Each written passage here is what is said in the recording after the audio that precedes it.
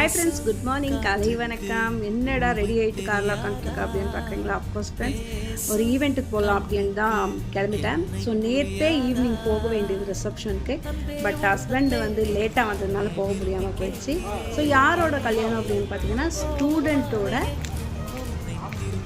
அக்காவோட கல்யாணத்துக்கு தான் கிளம்பிட்டோம். இது எங்கே நடக்குது ஈவெண்ட்டுன்னு பார்த்தீங்கன்னா, கர்நாடகா அத்திபெல்லில்.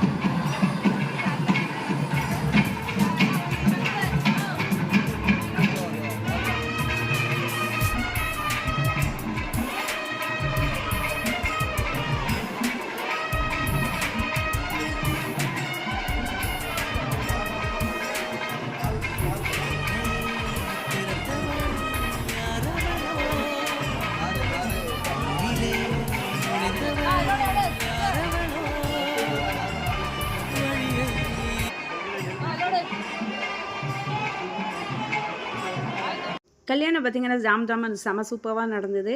ஸோ வேறு என்னங்க சாப்பிட போனோம். ஸோ அதுக்கு முன்னாடி பார்த்திங்கன்னா ஸ்டூடெண்ட்டோட அம்மாவும் பெரியம்மா 2 பேரோட ஃபோட்டோ எடுத்தாச்சு.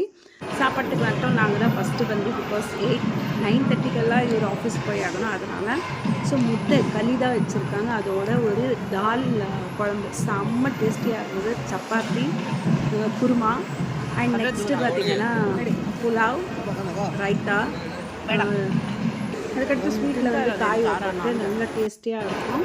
காய் ஒப்பட்டுன்றது வேறு எதுவும் இல்லைங்க, தேங்காய் போலி அவ்வளோதான். ஸோ செமையாக சூப்பராக காலையிலேயே குடி அப்படின்ற மாதிரி குடித்தோம்.